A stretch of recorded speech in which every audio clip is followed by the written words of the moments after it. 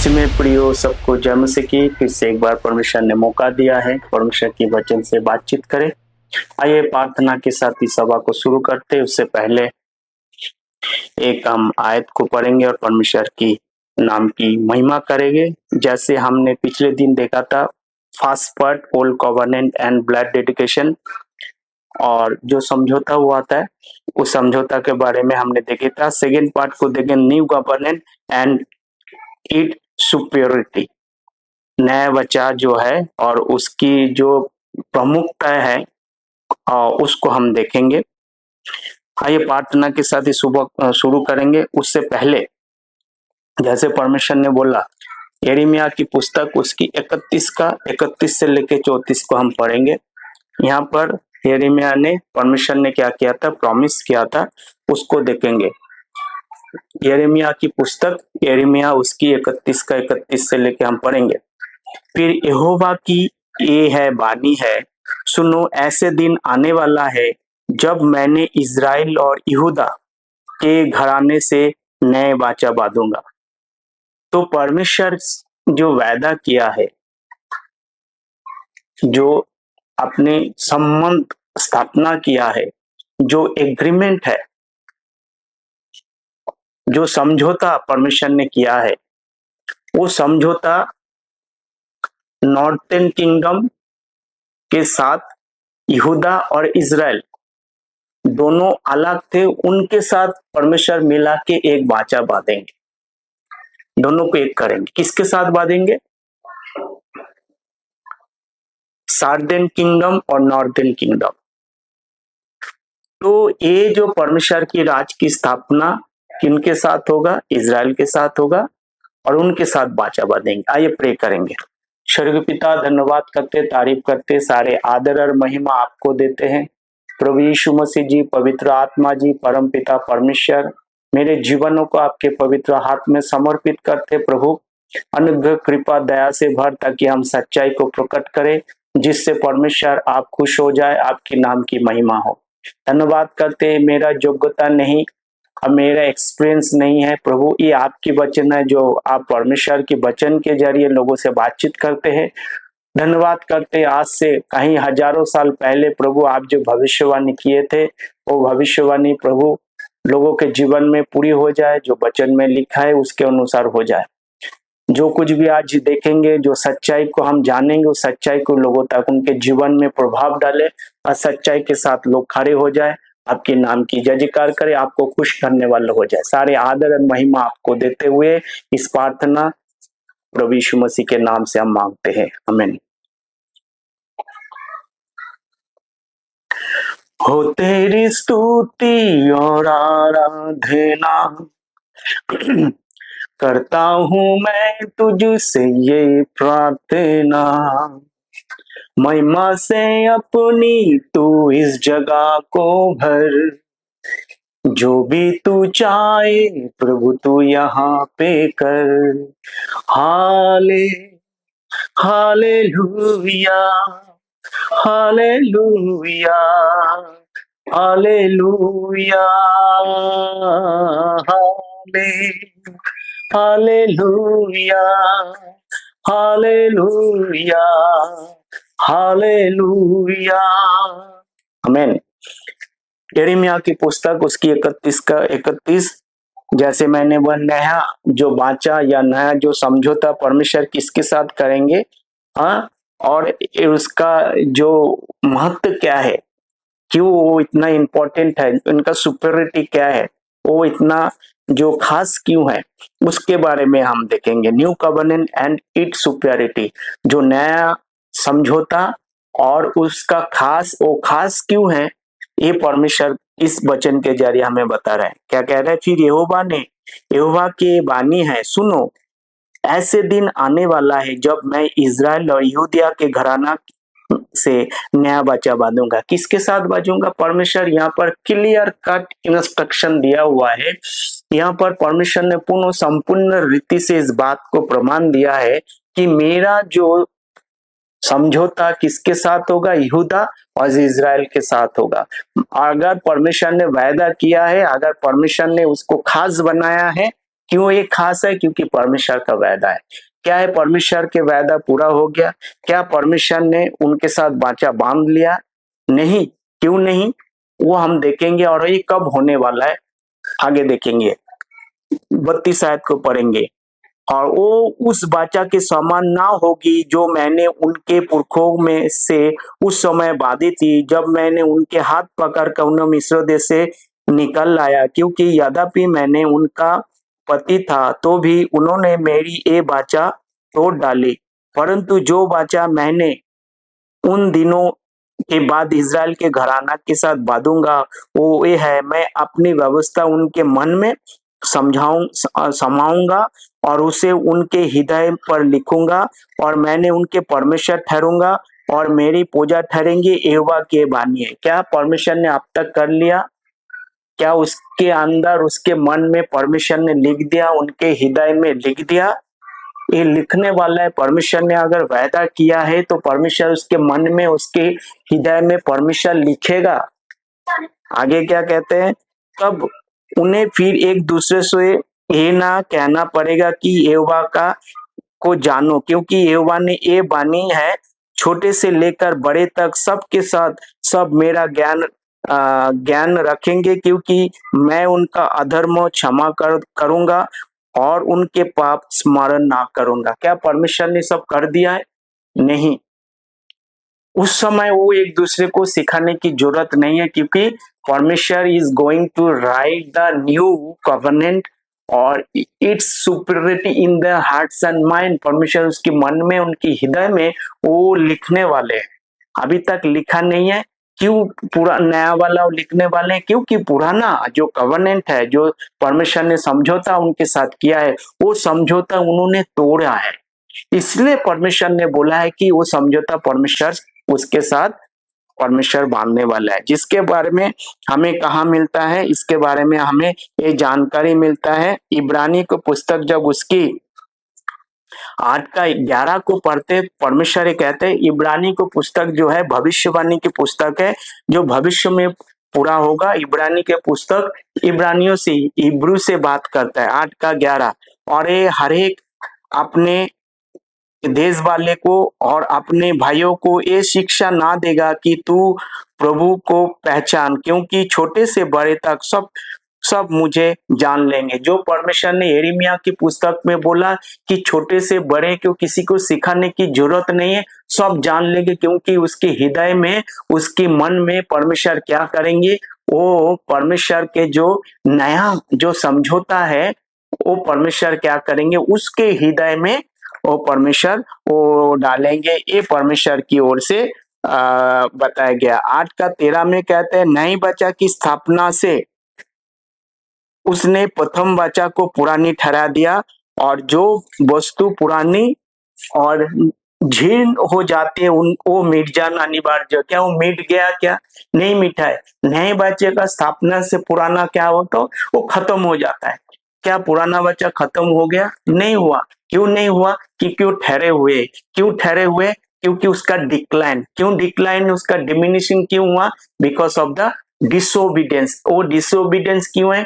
Because he they were not accepted Jesus as a Christ, कि उन्होंने यहूदिया और इज़राइल के घराने के लोग प्रभु यीशु मसीह को यीशु मसीह मानकर नहीं माना है, इसीलिए वो हमेशा जो है पाप करता चला गया, और आखिर में उसने ये तमाम चीजों को उसको माना नहीं है। परमेश्वर ने 613 कानून दिया, उसने माना नहीं है, एक भी कहना नहीं माना, अपने मन के अनुसार चला, अपने परंपरा के अनुसार चला, अपना ही शिक्षा को लागू किया, जो उनका मन में ठाना वो सब कुछ किया, और परमेश्वर से दूर हो गए हैं।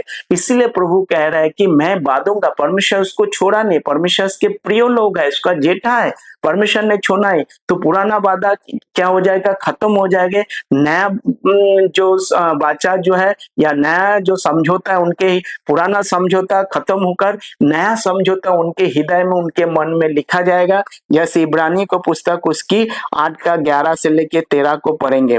जब हम इब्रानी पुस्तक 9 का 14 16 17 को हम पढ़ते हैं, यहाँ पर क्लियर कट इस बात को यहाँ पर लिखा हुआ है। 9 का उसके 14 15 16, तो मसीह का लहू जिसने अपने आप को सनातन आत्मा के द्वारा परमेश्वर के सामने निर्दोष ठहराया, तुम्हारे विवेक को मेरे मरे विवेक को मरे हुए कामों से क्यों ना शुद्ध करेगा, क्योंकि तुम जीवन जीवन जीते परमेश्वर की सेवा करोगे। सिर्फ यीशु मसीह का लो, there is a power in the blood, there is a power power power in the blood, in the name of the lord, कि परमेश्वर के खून में there is a power in the blood.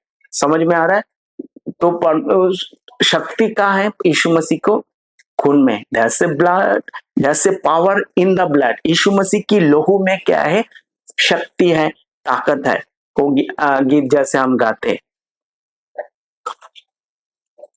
क्या कहते हैं, फिर से मैं कहता तो मसीह का लोहू जिसने अपने आप को सनातन आत्मा के द्वारा परमेश्वर के सामने निर्दोष चढ़ाया, तुम्हारे विवेक को मरे हुए कामों से क्यों ना शुद्ध करेगा, ताकि तुम जीवते परमेश्वर की सेवा करो। इसी कारण वो नए वाचा का माध्यम है, ताकि उसकी मृत्यु के द्वारा जो पहली वाचा के समय अपराध से छुटकारा पाने के लिए हुई है, बुलाए हुए लोग प्रतिज्ञा के अनुसार अनंत मीरास प्राप्त करते हैं। क्योंकि ये वाचा वादी है वहां वाचा बांधने वाले के मृत्यु का समझ लेना आवश्यक है, क्योंकि ऐसी वाचा मरने पर पक्की होती है, और वो जब तक वाचा बांधने वाला जीवित रहता है तब तक वाचा काम नहीं होता है। तो यहाँ पर आप समझने की इस बात की कोशिश करो, ये जो नया वाचा परमेश्वर, जो नया वाचा जो समझौता होगा किससे? यीशु मसीह की लोहू से होगा।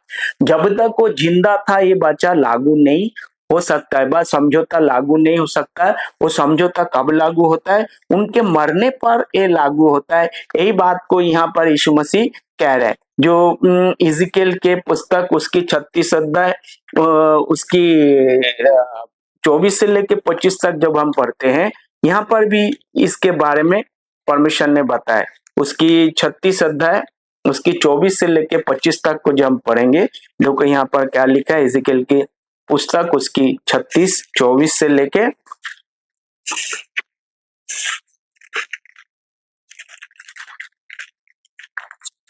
24 से लेके 25 तक, 24 से लेके 25 तक, इज़िकेल उसकी 36 अध्याय 24 से लेके 25 तक क्या लिखता है? देखो, मैं तुमको जातियों में से ले लूंगा और देश में से इकट्ठा करूंगा, और तुमको तुम्हारे निजो देश से पहुंचा दूंगा, और मैं तुम पर शुद्ध जल छिड़काऊंगा और तुम शुद्ध हो जाओगे, और मैं तुम्हारे तुम्हारी सारी अशुद्धता और मूर्तों से शुद्ध करूंगा। क्या करता है? परमेश्वर शुद्ध करेंगे। क्यों? क्योंकि जो नया बच्चा परमेश्वर क्या करेंगे, उनके जो अंदर से परमेश्वर शुद्ध करेंगे, इनर अंदर से। जब इज़राइल का पुस्तक को करेंगे तब यीशु मसीह सारे लोगों को उनमें से जो मूर्खता के समान, जो प्रभु यीशु मसीह को छोड़कर अपने जो सांसारिक चीजों पे और उसको ज्यादा उसने क्या क्या किया है, उसकी तरफ वो झुकाव भूल गया है, उन तरफ मन दे दिया। परमेश्वर कहता है उसको मैं क्या करूंगा? शुद्ध करूंगा। ये परमेश्वर की वायदा है और वायदा परमेश्वर जरूर करेंगे। दूसरा करिन्थियों उसकी 3:6 में कहता है, दूसरा करिन्थियों उसकी 3:3 में कहता है। आपको समझ में आया? तो यहाँ पर क्या कह रहा है कि यीशु मसीह क्या करेंगे? उसको शुद्ध करेंगे छिड़काव के साथ, वो ब्लड डेडिकेशन के साथ। जैसे परमेश्वर ने ये जो पानी का है क्या है, वो शुद्ध करने के लिए रीति रिवाज यहाँ पर बताया। दूसरा करिन्थियों की पुस्तक उसकी 3:6 में पौलुस इस बात को यहाँ पर वर्णन कर रहा है। 3:6 में हम देखेंगे, जिसमें हमें नए वाचा के सेवक होने के योग्य भी किया, शब्दों के सेवक नहीं वरन आत्मा के, क्योंकि शब्दों मारता है पर आत्मा जिलाता है। सो यहाँ पर एक बात को आपको समझना पड़ेगा, पौलुस के आपको क्या बनना है? परमेश्वर नए वाचा का सेवक है। नए वाचा का सेवक बनने एबल मिनिस्टर, हाँ, हमारा जो आत्मिक बात हमारे लिए करते हैं, यहाँ पर आत्मिक बात क्या है, ये नियम के अनुसार नहीं है, आत्मिकता से परमेश्वर हमें बात करते हैं। परंतु परमेश्वर का उनके साथ जो संबंध है, इज़राइल के साथ यहूदा के जो संबंध है, वो कानून के व्यवस्था के अनुसार है। हमारा आत्मिक बात, पौलुस क्या कहते हैं, I am the able minister of the new testament. What is the difference between new testament और न्यू कॉवेनेंट? मैं आपको पढ़ता हूँ। एक पवित्र प्रामाणिक लिखित दस्तावेज जिसके द्वारा कोई व्यक्ति अपनी मृत्यु के बाद अपने संपत्ति और संपत्ति की निपटाने के बारे में अपनी वसीयत घोषित करता है, उस वसीयत भी करते हैं, उसे वसीयत कहते हैं। वसीयतनामा वैध होने के लिए उसे कब बनाया जाना चाहिए? जब वसीयत वक्ता संबंध मन का है और उसे कानून द्वारा निर्धारित तरीके से हस्तक्षेप साक्षी और प्रकाशित किया जाना चाहिए। तो एक एग्रीमेंट है, समझौता है, एक हसीयत बना जाता है। वो हसीयत जो बनाया जाता है या जो एग्रीमेंट है, जो दलील है, वो दलील कब पक्का होता है? जब तक इंसान जिंदा रहता है तब तक पक्का नहीं होता, मरने के बाद तो लागू होता है। तो यहाँ पर जो परमेश्वर ने इज़राइल के साथ, यहूदियों के साथ बनाया, वो न्यू टेस्टामेंट, कई लोगों का मन में धारणा है कि न्यू टेस्टामेंट मत्ती सुसमाचार पहली अध्याय में शुरू हुआ। ऐसा कुछ नहीं है। जब तक यीशु मसीह जिंदा था तब तक न्यू टेस्टामेंट क्या नहीं हुआ, शुरू नहीं हुआ है, क्योंकि वो मरने पे पूरा होता है। यीशु मसीह का जो मरा गया था, वो हम देखते हैं कितना 26 अध्याय 27 अध्याय हम देखते हैं वह मत्ती सुसमाचार। तो जब तक यीशु मसीह मरा नहीं है तब तक न्यू टेस्टामेंट पूरा नहीं हुआ है। पर लोगों का धारणा है कि न्यू टेस्टामेंट जो है क्या किया है, वहां से शुरू हुआ है। प्रियो, न्यू टेस्टामेंट जो ओल्ड टेस्टामेंट चैप्टर किसने डाला? इंसान ने डाला, समझाने के लिए। ये पवित्र आत्मा का बारे में यहाँ पर बात नहीं कर रहा है। तो समझाने के लिए जो वचन है वो पवित्र आत्मा, उत्पत्ति से लेकर प्रकाशित वाक्य।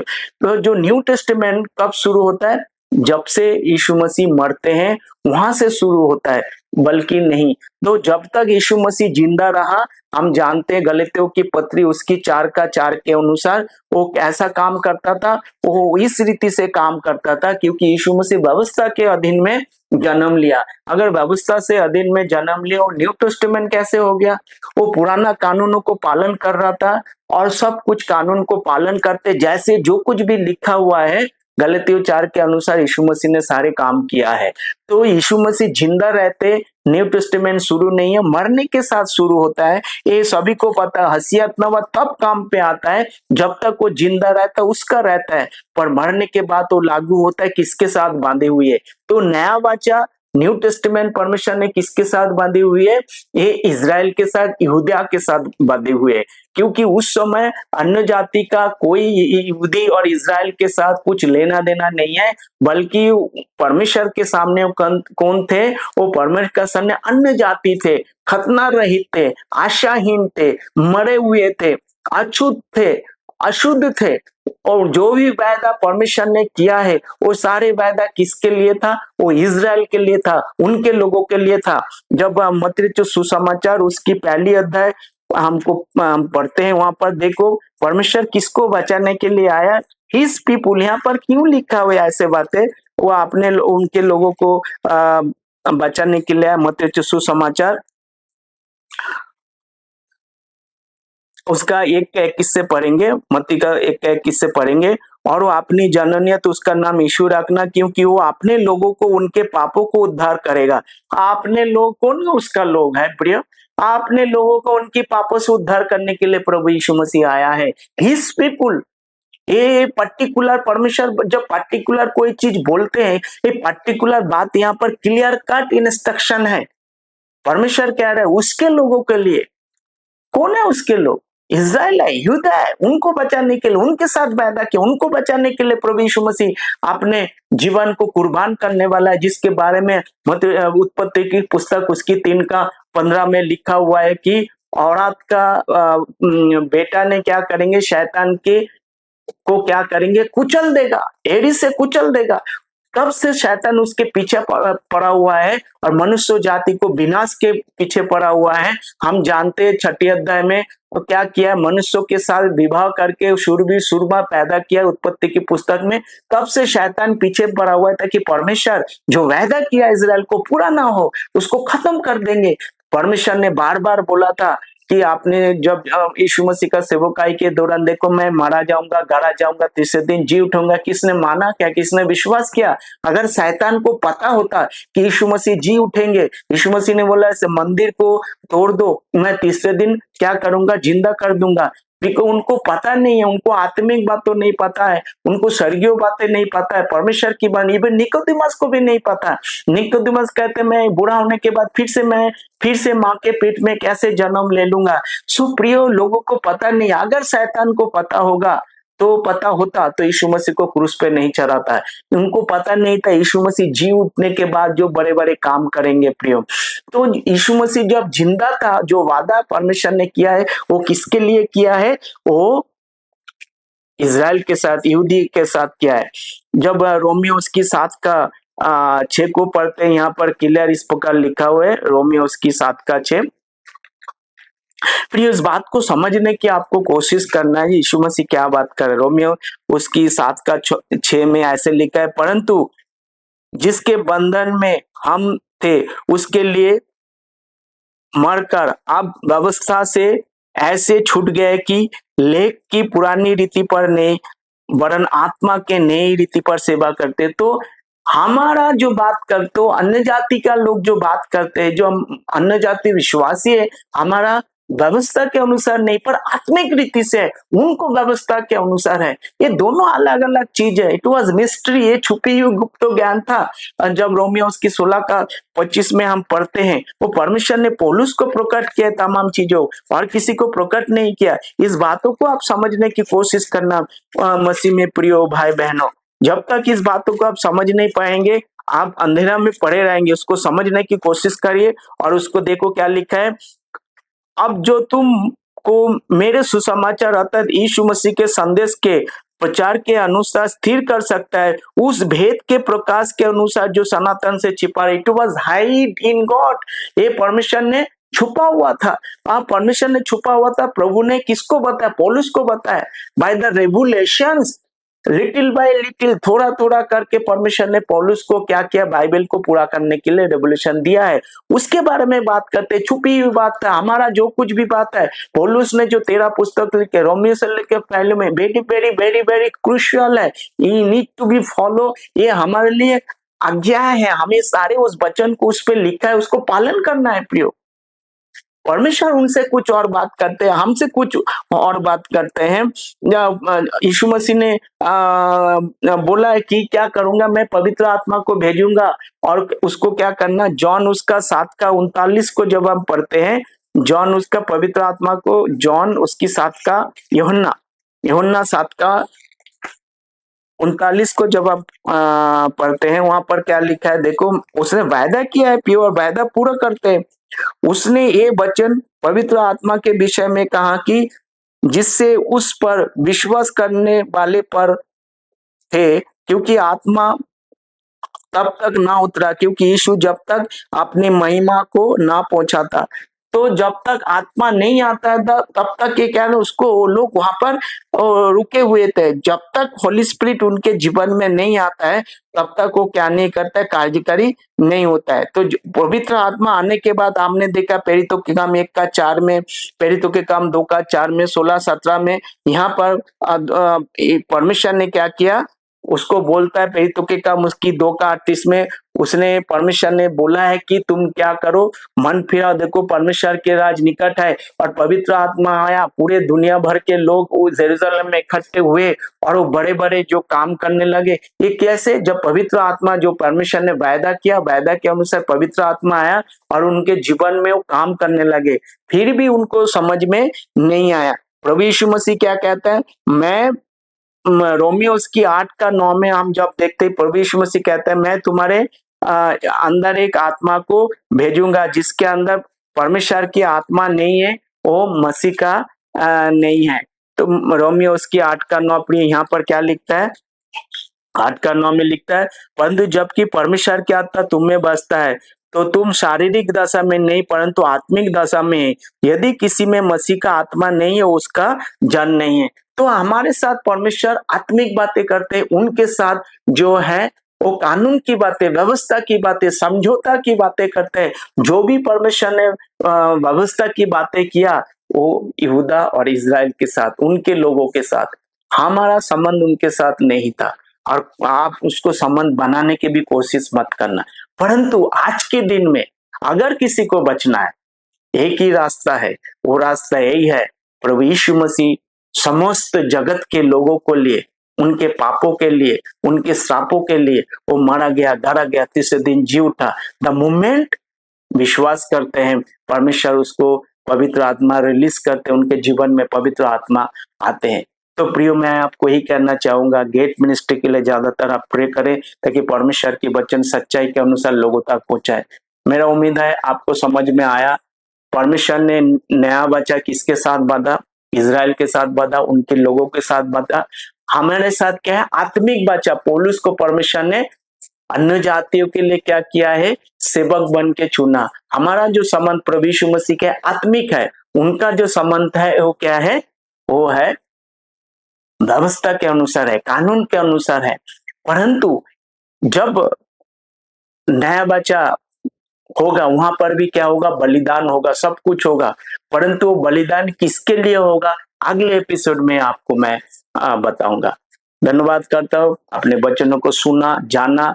प्रभु यीशु मसीह आपसे बहुत प्यार करते हैं। परमेश्वर आपके लिए जीवन दिया है, आपको कुछ नहीं करना प्रियो, आप प्रभु का अंग है, खाली आपको विश्वास करना है। विश्वास सुनने से, सुनना मसीह के वचन से।